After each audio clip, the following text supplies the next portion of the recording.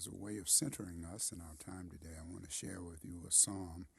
It is Psalm 133. When the psalm used to come up when we were back at our old location, and I would always have it as a part. We used to do the Psalms as a part of our opening call to worship. I always had Trey do this one. It is one that is familiar with him, and I'll be using the King James Version. Behold, how good and how pleasant it is for brethren to dwell together in unity. It is like the precious ointment upon the head that ran down upon the beard, even Aaron's beard, that went down to the skirts of his garment, as the dew of Hermon, and as the dew that descended upon the mountain of Zion. For there the Lord commanded the blessings, even life forevermore. I want to welcome you to Hobson UMC on YouTube. I am VHD Jr. I am the pastor here at Hobson, and I am in for my weekly conversation with my son Trey, as he helps me to transition from a time of study and reflection and meditating over the scriptures for this coming Sunday, and to get me in sermon preparation mode. He does that by giving me some context of what's going on in the world, in the life of the congregation, what's going on in our lives, so that hopefully that the message that I will deliver on Sunday will be one that is relevant to where we are as a congregation, and in particular just to help me be aware of what's going on and the things that we are processing both as a community and individually that will impact how we hear the word for this coming week. And so I'm grateful for this time. It is also a time for me to be able to touch bases with some other people who would not normally be those who would be attending Hobson on a Sunday morning. And that's probably you, because I do hear more from people of whom are not a part of this congregation who say that they stop by our page, stop by on YouTube to hear what Trey and I were talking about. We hope that in the conversation that somehow it will stimulate you maybe to look at the word in a different way, or to consider some different things that you might not have in the past. Sometimes, though, you just tune in just to see what we're talking about. So regardless of the reason that you choose, we are grateful. We know that there are many, many, many, many places that you could go and spend a little time, and the fact that you spend a little time with us means a great deal to us. If you have some things that you want to hear us talk about, some things that you want us to consider, or have comments as to how we might make this time even a little bit more relevant for you, then please do not hesitate to reach out and to let me know, because after all, while this is for Trey and I, it is also for you, and we want you to feel very much a part of what we're doing. It is our way of saying thank you for being a part of it. Anytime we gather at Hobson, we do spend some time and allocate some time for this celebrating and of joys and that are in our lives that we know that God has blessed us with.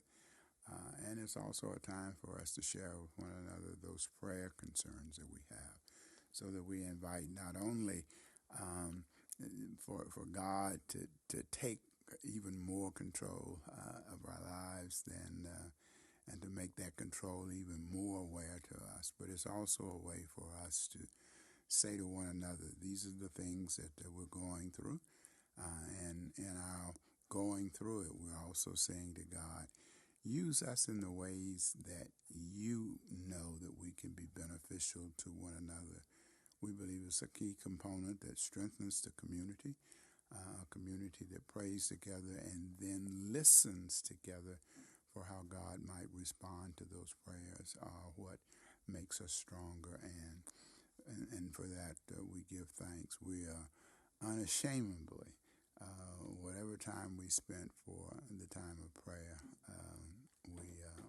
we don't mind. There are some places. It used to be when we were trying to figure out ways to cut down on the length of time of the service. The one place where we were not, where we did not, was in sharing of the prayers. Most times, whenever they say that, what they're really talking about is they want the sermon to be shorter, not the prayer time. An important part of the celebrating of our joys is that we like to celebrate birthdays.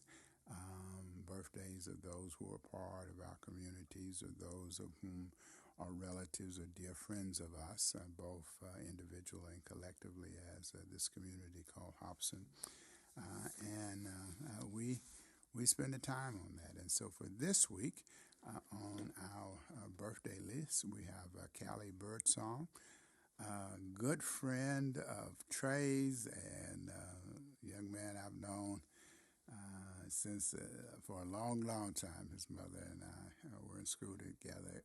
Daniel Covington, Newtonia Coleman, Sherelle Armstrong. Also want to congratulate you. She just relocated out of Tennessee, and so want to wish her a happy birthday and new beginnings in her life. Stephen Bearfield, Norman Reed, Dr. Norman Reed, Deborah Whitaker, Cora Holston Brown, Nevada Scott Davis, Danielle McGee Gibson, Joyce Lavery Roman, Tia Michelle, Curtis Starkey, Ivory Patton, Bubba Wells, best you shy guy in the world, Walter Searcy, Charlene Strong, Reverend Michael Cousin, Brandy Johnson, Mary Beth Knight, Elizabeth Knox, longtime friend, Bobby Daniels, Melanie Talley, Jerry Lee, great Nashvilleian, Mark Allen Burnett, Barshay Inman, Alicia Williams, Daniel Surface, Willie Weatherford, Terrence Andre Hurd, Sandra K. Brown, and Leslie Walker Mater, and then lastly Christy Michelle Carruthers. I want to send them all out birthday shout outs. Oh, and I forgot one, Myrna Velasquez, and also Nicole Smith. Send birthday greetings out to each of them.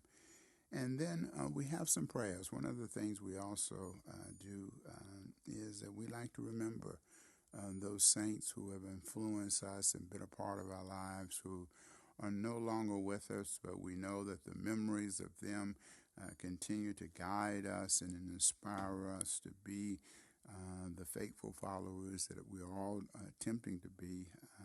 And so this week, want to lift up a particular dear friend, and ask that you be in prayer for the family and friends of Bill Barnes. Never will forget that day of his transitioning. We had a total eclipse, and I was one of those who was convinced that it was Bill Barnes as he passed by, and the darkness that just kind of took over our city. And I don't think our city has since then had the kind of brightness that Bill brought into the world. So we're praying for them. Pray for the family and friends of another dear friend, Susie Ford, and in particular for her daughters, Barbara and Cynthia. The family of Odell Thompson, and in particular her sons, and Ralph Thompson, a longtime friend, be in prayer for them. The family of Catherine Chavis, her daughters Kay and Lynn Lene. the family of Nancy Collins, our dear member, Lawana Coleman Johnson, but we around here still miss Nancy, but we know that she's doing well and she's looking after us. But please be in prayer, particular for Lawana. And then I ask that you lift up Kathy Corley. Anniversary of her mother's death is this week. Lavonda House, her husband, William Wilford Bertram House, and then earlier we had Krista Michelle. We sang. We wished her a happy birthday, but also the anniversary of Shelley's death. We did Shelley's birthday last week, but Shelley's death this week. So continue just to keep Krista in your prayers. And then last, ask that you be in prayer for LaDonna Woods, the anniversary of her mother's death. If you have special prayers that you want us to lift up, please do not hesitate to reach out to us. We ask that you continue to be in prayer for Sheila Jones as she is moving forward with the recovery from her hip surgery, hip replacement, and continue to be in prayer for Bernard Collins as he goes through radiation treatment.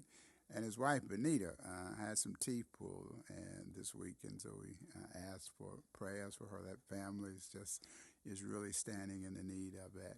And as I mentioned that, then I also want to ask you to be in prayer for, this is the first week in Nashville of high school football, and we've got a couple of young men that we will ask that you to be in prayer for them so that they'll do well. We don't ask for prayers for victory, because just as many prayers that we're praying for their team, I'm sure that there are parents and pastors that are praying for the other teams. But we want to make sure that both Keenan and Kobe do well in their respective games that they will be playing this weekend, and lift up all of those that they may have a safe event. And even more than that, not only are we praying for good games, but in this time where there is so much violence and we never know what's going to happen, we just pray that all of the games will be conducted safely. We say that in the light of the fact that this past week, some teenagers, all under the age of 16, were involved in a shooting in a public library not far from here at Hobson. And it's just a sign of the times. And so we just ask that you be in prayer for that. And also pray that they will soon open the Bordeaux Library. It is and has been one of the leading centers for early voting. And to date, I don't know if a decision has been made, but I've been asking you all and encouraging you all to go out and vote. It is going to be particular and just as important in the runoff for you to be able to do that. And it is my hope that one of the locations that has had a good return will once again be open so that it will be available for people. So, as I say, if you have special prayers that you want us to lift up, please do not hesitate to send them to me, and we will be in prayer. Just as I am praying for a young man who is in the, I think he's in the first grade, somewhere in that. But I was talking to his aunt, and he's having a real rough time. He enjoys school. There's other aspects of his life that are challenging. So we're just praying for all of those. And as I say, we just ask you to join us in those prayers. Amen.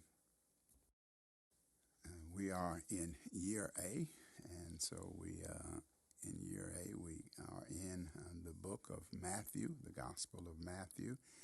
And this week we'll be sharing with you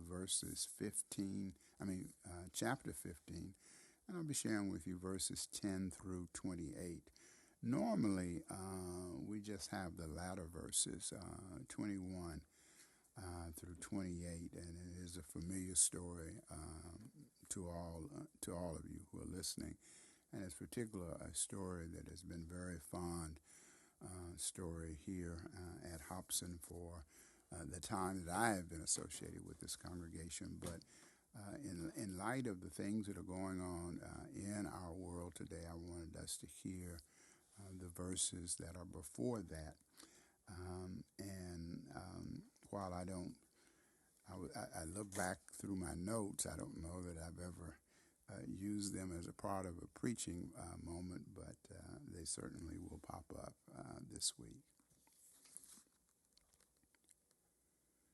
Then Jesus called the crowd to him and said to them, "Listen and understand. It is not what goes into the mouth that defiles a person, but it is what comes out of the mouth that defiles." Then the disciples approached him and said, "Do you know that the Pharisees took offense when they heard what you said?" He answered, "Every plant that my heavenly Father has not planted will be uprooted. Let them alone. They are blind guides of the blind. And if one blind person guides another, both will fall into a pit."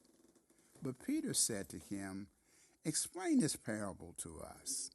And then Jesus said, "Are you also still without understanding? Do you not see that wherever goes into the mouth enters the stomach and goes out into the sewer? But what comes out of the mouth proceeds from the heart, and this is what defiles. Out of the heart comes evil intentions, murder, adultery, fornication, theft, false witness, and slander. These are what defile a person. But to eat what unwashed hand does not. Jesus left that place and went away to the district of Tyre and Sidon. Just then, a Canaanite woman from that region came out and started shouting, "Have mercy on me, Lord, Son of David. My daughter is tormented by a demon." But he did not answer her at all. And his disciples came and urged him, saying, "Send her away, for she keeps shouting after us." He answered, "I was sent only to the lost sheep of the house of Israel." But she came and knelt before him, saying, "Lord, help me." He answered, "Is it not fair to take the children's food and throw it to the dogs?" She said, "Yes, Lord. Yet even the dogs eat the crumbs that fall from their master's table." Then Jesus answered her, "Woman, great is your faith. Let it be done for you what you have wished." And her daughter was healed instantly. And this is the word of God for the people of God. Thanks be to God.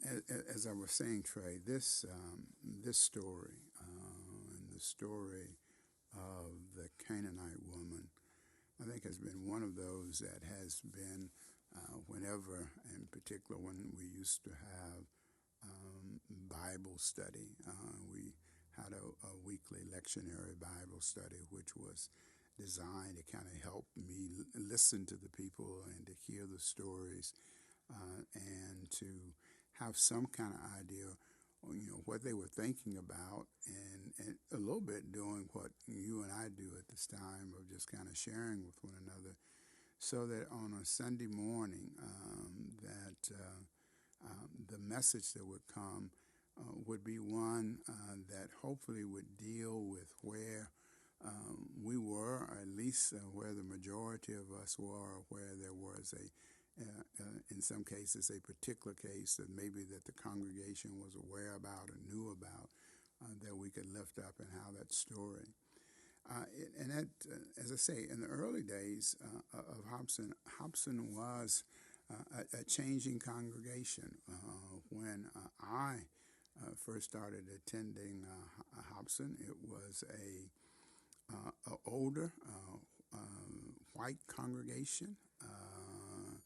There was a sprinkle of few young people, but for the most time they had been people who had been had their membership in that congregation 40, 50 years, and the neighborhood had changed.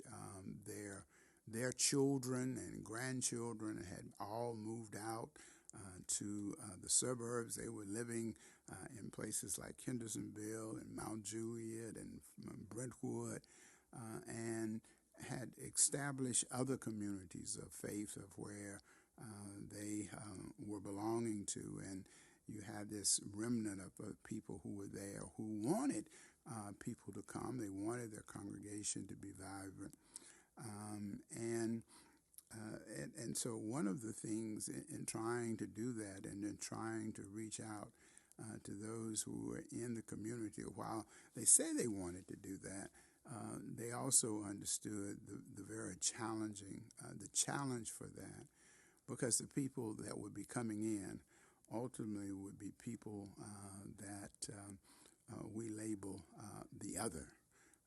That as we began to open the doors, in particular, as we began to be intentional about reaching out to groups that we felt were not represented or needed to be represented within the congregation, we started bringing them in. And so it was always a gathering of people of whom could point to someone else and say, that's the other. Of course, the easy one initially was just to say, okay, well, the other is a different race, so it was predominantly white, and so black came in. Those were the easy one. But then probably the one even more so than the issue of race became the other who was economically, because now we were dealing with people who were comfortable and well off, with people in many cases, people who were living on the streets. We were people of whom were highly educated and had degrees and had businesses, and now we were having people of whom were coming in who were unemployed and barely and only made it out of school because they got put out of school. We had people of whom children and had grandchildren, and they longed for holiday times when families could come together, and we had people who had been estranged from their families and had no community of where they called themselves to belong to. And then probably the one that really was probably one of the biggest challenges, because it crossed all of the other lines. It crossed, and in some cases, people who were well off and people who were not so well off could find some common bound, and that was around around sexuality and gender identity.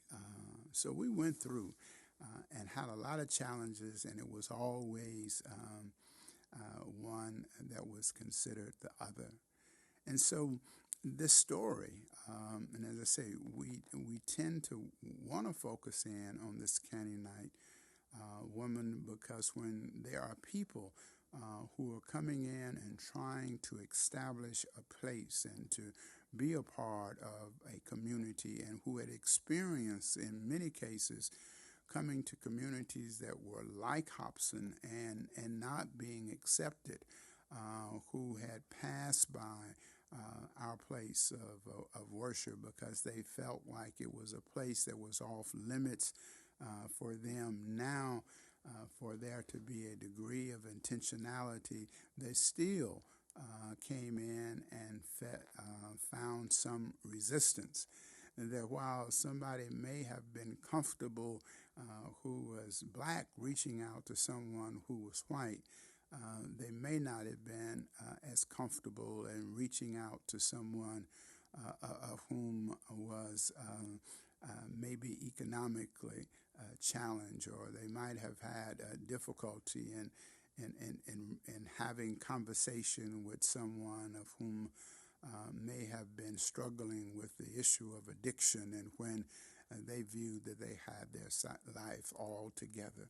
So that acceptance of the other, and it was oftentimes in the study of where the people who shared the most were the people who considered themselves or were able to identify with this woman, this Canaanite woman, this woman who came up seemingly out of nowhere to be able to stand in the midst and to be able to see Jesus and to shout out to her and to cry out, letting him know the conditions. I remember we would on every Sunday we would go down to the mission and pick up people and bring them in. And in one particular time, I note and share with this. I know this is one of those passages I could talk about, for 2 or 3 hours. I know y'all don't want to hear that. But I remember there was one particular guy. We would pick him up, most Sundays because we did breakfast, and then we also, after service, had a lunch, and we would sometimes partner with 2 of the larger churches within our conference. Brentwood, United Methodist, and then also First Methodist in Hendersonville. And they would come down and they would bring lunch. And so when they came, so that they would not be fearful of the other, because in that case we all were the others to them, they generally came in large numbers. And there were those of whom we would pick up from the mission that would see this group in particular, see the cars that were pulling in and that were in the parking lot. And it became for them a good place for them to be able to hustle and to give their stories and to hopefully be able to get some assistance. And there was, I remember this one particular Sunday, we would have time of prayer and we would let people stand up and ask for prayers, and people would pray for issues of health or getting into school. I mean, there were all kind of things. In particular, we got to the places that even those churches that were visitors, they would lift up some prayer concerns that they had. I always liked the contrast between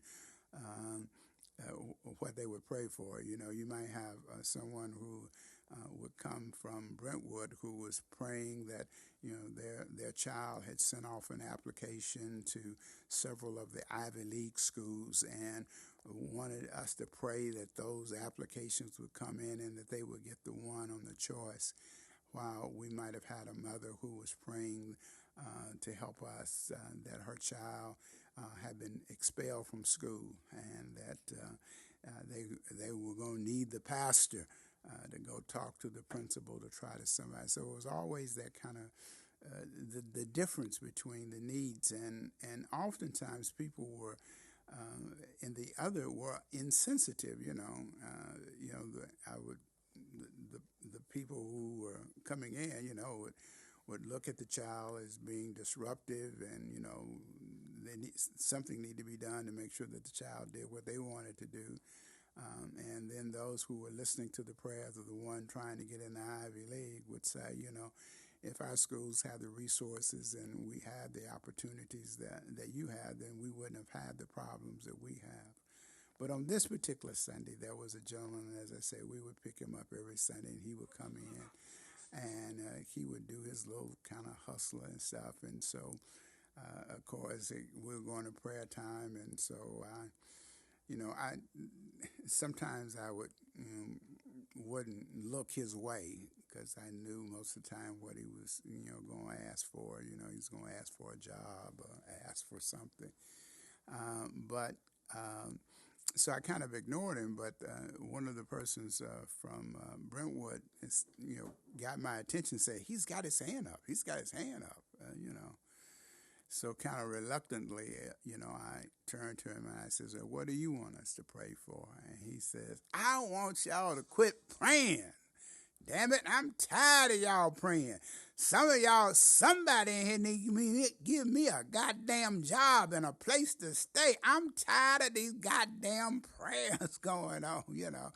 And so, of course, boy, it just kind of, tore up the church. It's kind of hard to, enter into a time of prayer when you've got a person on the one end that's kind of struggling, realizing that, for him, the church was not a place of where he came for necessarily to be in prayer and looking to God for the kind of help, but he wanted to come into a community where he could get assistance and where hopefully he would encounter some people of whom, at least because they wanted to be followers of Christ, would try to find a way to be able to help him. It's almost within that kind of spirit, and whenever though that in his particular case was a gentleman, I always go back to that story and that remembrance when I come to this story, because this woman in this passage comes out of nowhere, and she comes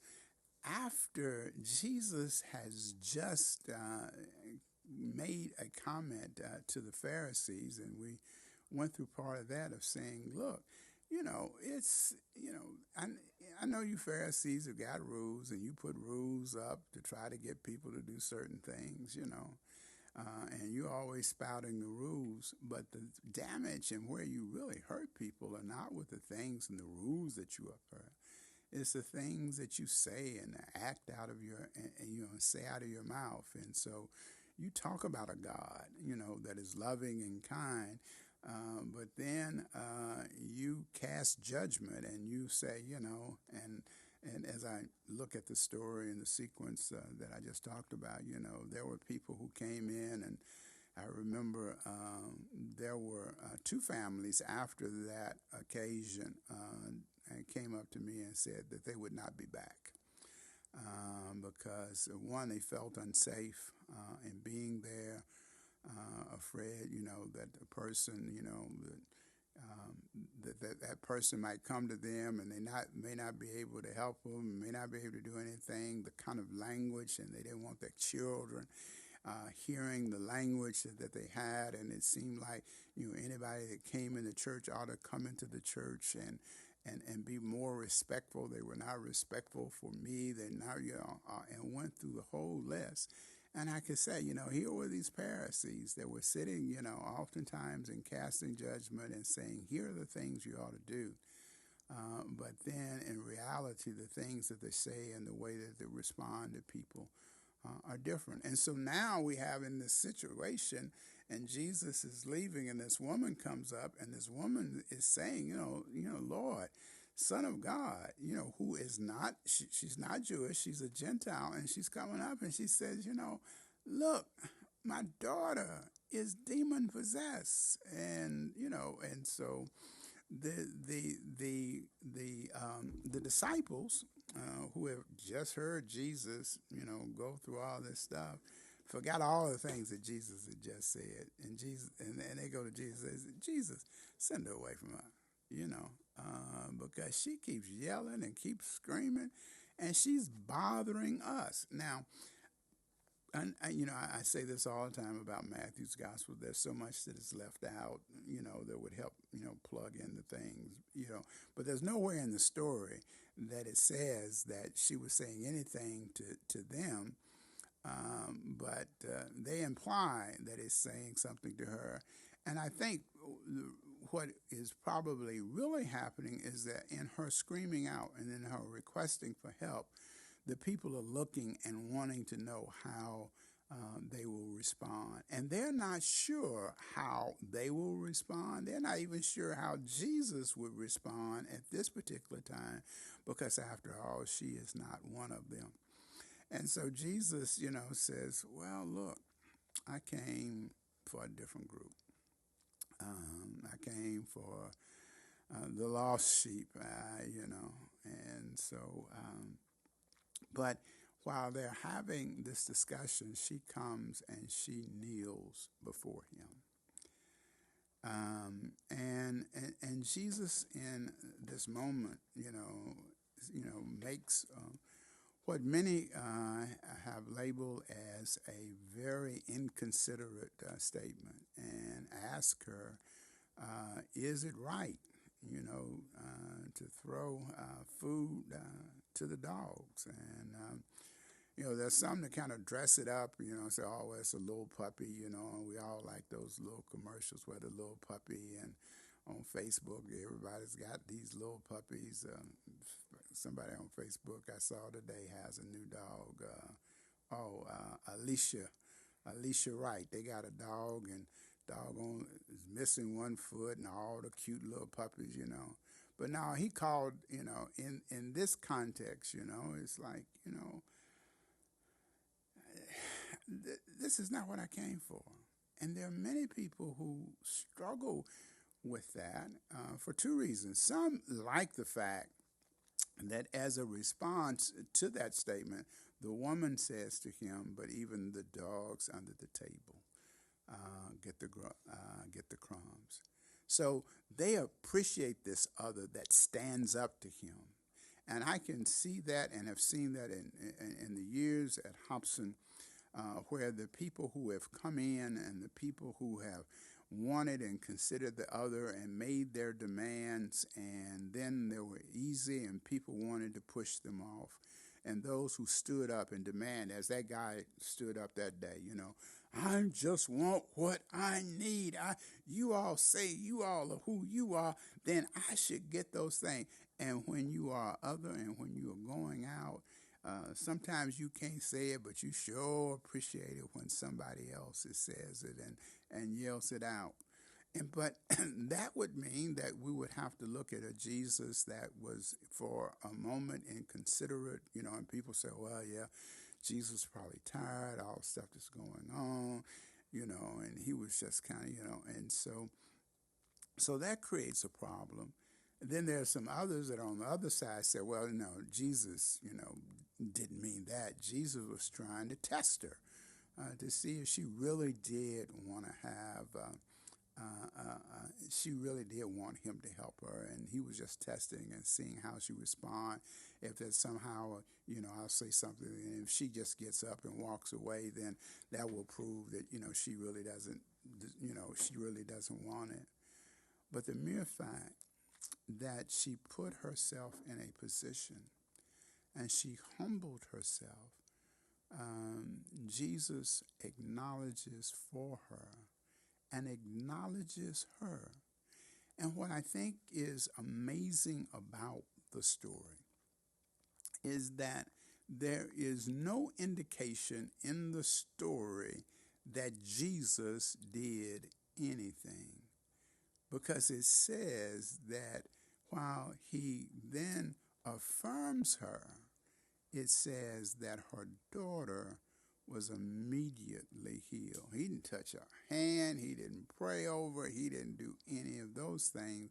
But he acknowledged that it was the woman's faith. It was in a faith that was greater than her circumstances. It was a faith of believing that there is a God in the world that pays attention, that hears her cry.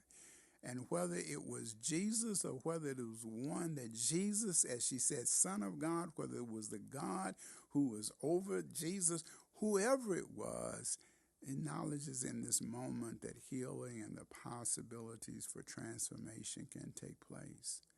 And so out of her heart came words of affirmation and words of faith, and eventually out of his heart became those words of acceptance and inclusion that are happening. And in this day and time, when we are so divided, when there are so many things that are going on and we're choosing sides and we're finding ourselves becoming more and more in different silos, and we're constructing walls and barriers that keep us from one another, and we are labeling ourselves to where we're not getting along with one another on any different accord, it is good for us to hear this passage and this story, for it is a story that it causes us to examine who is our God and what is it that we believe about our God, just as he says to the to the Pharisees and is explaining it to the disciples. What's coming from your heart? And what are the things that you're doing, and how is it that you act? You say that this is a God who is all loving, a God of grace and mercy, a God who we are all God's children. But the question is, do we honor the God we say we believe in, or do we do things our own way? So that's where we're gonna wrestle with this thing on Sunday. Maybe last time I go through this passage, but I think it's a time for us to really to take a look at it, because in this day and time, rather than moving closer together to be a family, we are spending more time in thinking about the others.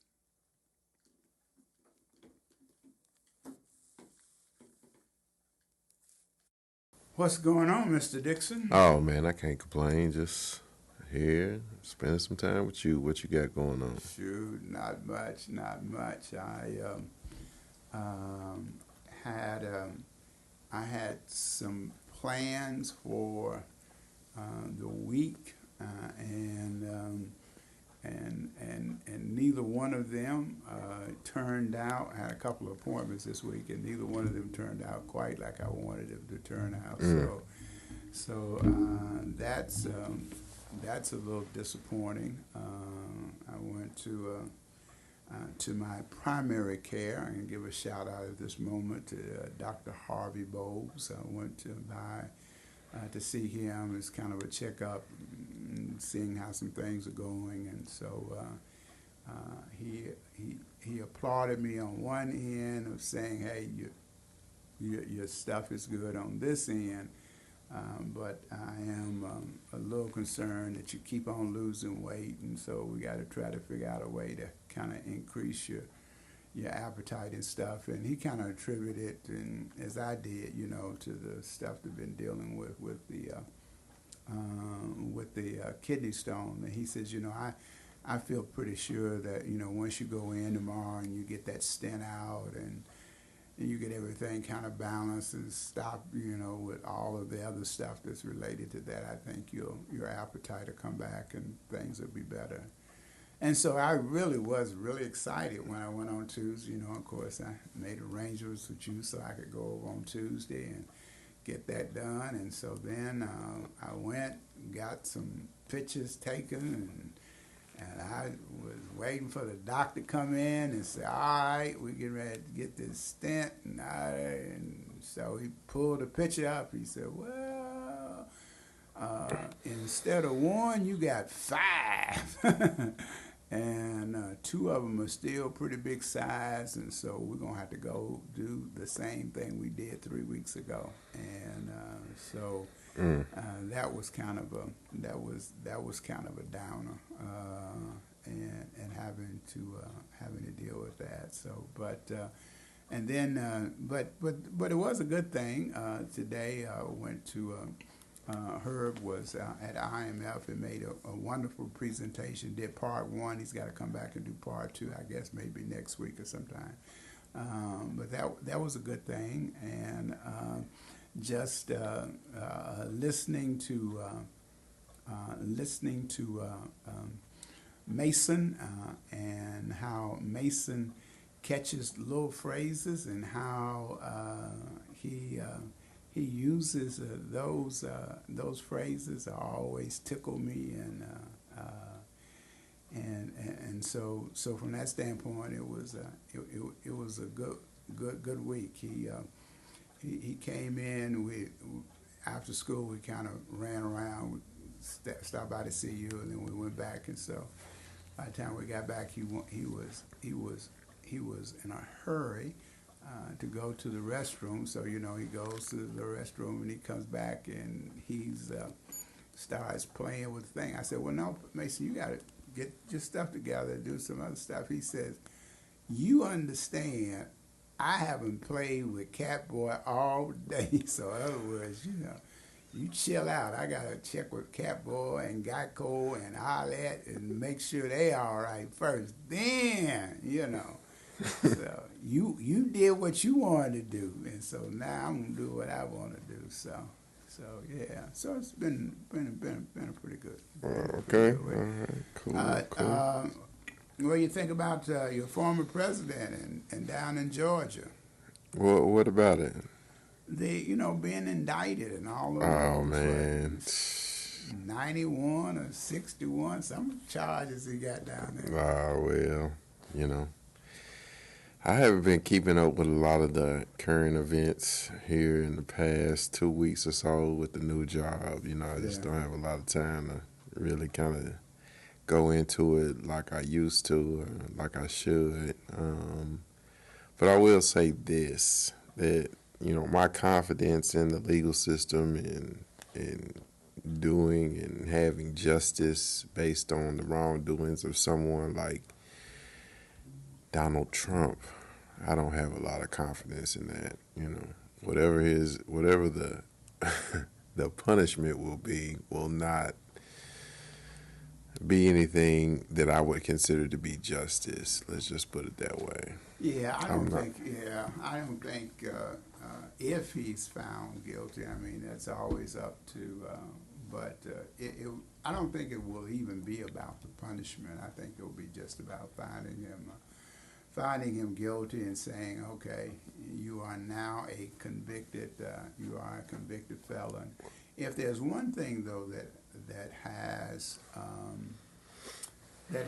disturbed me a little bit in the coverage, particularly the one in Georgia, is that when they talk about the federal one, I guess the last one, when they talk about the special prosecutor or whatever title he has now, it is always a special prosecutor, Jeff Smith. And then whenever they're talking about the DA in Georgia, they always calling her by her first name. It's Bonnie. And I was like, so look, no, just call her Madam District Attorney, just like you do. All of the titles. But I think a lot of that has to do, and some people have brought up, and it's interesting that people are having that conversation when we have this particular story that comes up about the other woman, that people have been bringing up and bringing the attention that some of the people of whom get under the ex-president, past president's skin the most are black women, are those who he considers the other. I mean, in Georgia, he picked on 2 black women who were poll workers. I mean, there were hundreds of poll workers, but the 2 that he happened to pick up, and then, of course, the kind of names that he has called the district attorney down there. And so that's kind of interesting, and so kind of dynamic in this time of where we don't hear a lot of conversation and a lot of things about how we come together and how we build these inclusive communities and responding to one another. That is still so much division, and that just continues to add into the frustration, of people and how do we solve problems. Ooh, sorry about that. And the only way that we tend to do I that. cornered him, and you really didn't have. My bad. That's all right. No, let's hit the button on the phone. My bad. No, I mean, yeah, as a black man, I just don't have a lot of faith in, the outcome being something that I'm like, yeah, that's good. That's good. What I did see in the news, what I did see in the news was a 2-year-old got shot in Nashville somewhere. Yeah. And, that's one of the reasons that, when you do catch the news or when certain things do pop up. You know, it's usually something that is just unbelievable that you can't even wrap your mind around as to. Yeah, it was left the gun out. Older sibling found the gun. They were playing with the gun. Ended up, shooting the kids, and a lot of challenges. And then also it did not happen here. It did not happen in Nashville, but I also saw on the news where somebody stole a car. This was in Florida because I was checking with Doug. And it was in Florida, and they stole the car, and it was a 20-month-old in the back of the car that they stole. Now, they didn't say that the mother, that it was an armed robbery kind of stealing the car, but evidently the mother had left this child in the car. Anyway, they drove off and drove 3 blocks and just put the baby in the seat out on the street. A kid 15 years old, looked out, said, "There's a baby in a car seat," and so of course, they got it, and a lot of people are making, going after the person who stole the car, but I think there's some questions, where was the mother when all of this was going on, to be able to, so yeah, it is, and I put that as a part of the weekly prayers that I sent out for this coming Sunday. Yeah. It's hard to turn on. It's hard to turn on the news because it's just mostly bad news. Whether you're dealing with the fires over in Hawaii overnight, the shootings that are taking place in the street, and talked about Bordeaux Library early. Right, yeah. So people just kind of go in there and just kind of chill out, and you got kids running in. So it's crazy times. So what offices are part of the runoff? I hadn't been paying attention to that either. I think that there are maybe 3 council slots, but none of them that are in areas around here. I think most of the people around here were overwhelmingly selected, but the 2 big are the mayor's race, where you have Alice Rowley and Freddie O'Connell running for mayor, and then there are 8 candidates that are running for council at large. I think early voting, I think, starts on August the 29th, somewhere in that time frame. We'll make sure that we get that out, particularly on our Facebook pages and other places. But it is a very clear distinction. There are some different choices that we have to make, and so I'm not advocating whether one is right or one is wrong. But a lot of people say, "Oh well, what difference does it make? I'm just not going to go vote."